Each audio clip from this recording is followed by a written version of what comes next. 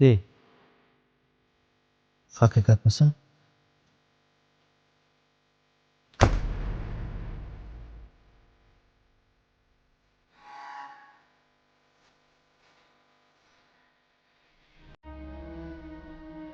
Haqiqat sana?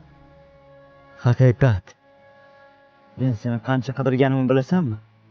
Axiyri topdim. Topdim seni. Lekin nimaga qorong'ida o'tiribsan? Bu yerdan yorug'lik qidiryapman.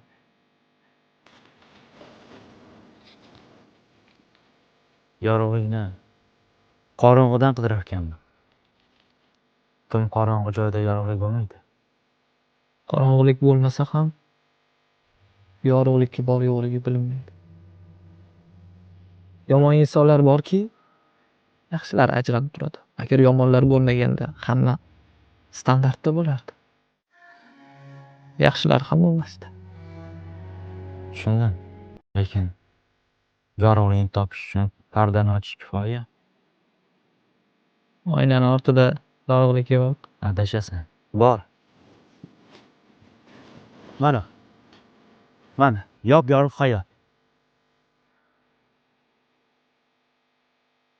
Lekin men insonlarda yorug'lik ko'rmayman. Bor g'alati. Qora.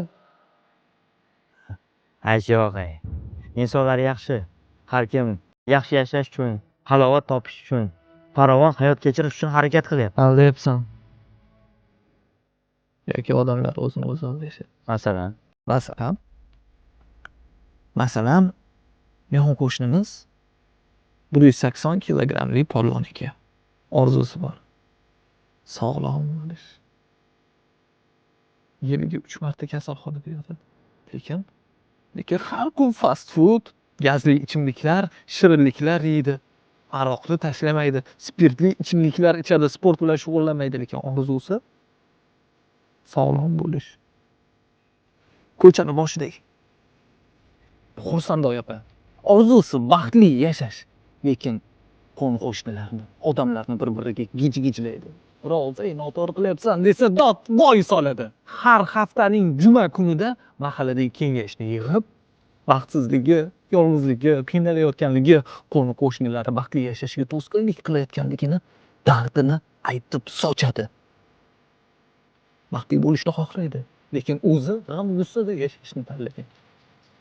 Pastdagi qo'shnimiz Mirodil aka farzandlari ziyoli, qoriya bo'lishni orzu qiladigan alkash. Har doim meni farzandim imom bo'ladi. Shuning uchun ichamiz deb to'st ko'taradi. G'alatiroq a?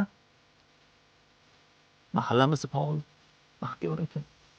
Baxtga erishish uchun jaraq pul topadi, hamma narsasi bor. Oila, pul, uy, joy, mashina, villa, hamma narsasi bor.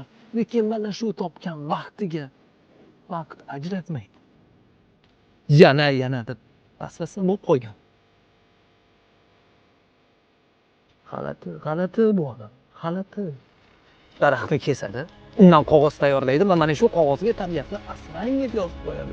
Yolg'onchilarni yomon ko'radi, nafratlanadi yolg'onchilardan. Lekin yuziga qarab haqiqatni aytsang, mana bu nozikkina yurakchalarni ko'tara olmay qoladi. Pul topish uchun mana shu barcha sog'ligidan kechadi. Keyin esa mana shu to'plangan pullarni sog'ligini tiklash uchun sarflaydi. O'limdan qo'rqadi. O'limdan qo'rqadi. Lekin hayotda shunaqangi yashaydiki, jamiyatda tirikmi, o'likmi,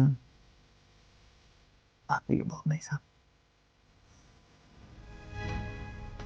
Xo'sh? Kim? Nima uchun harakat qilyapti? Nima harakat qilyapti? Yo'q.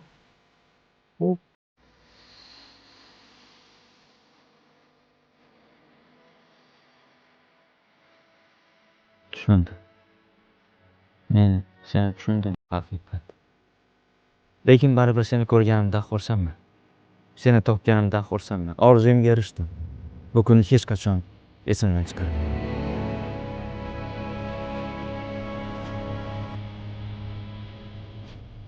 aytganchi. Odamlarga seni ko'rganimni aytsam, haqiqat qanday ko'rinishda ekanini savol berishdi. Xo'sh, ularga nima deydi? Endi ularga meni hammadan chiroyli va ko'rkam edi deb aytib qo'ya qolaman.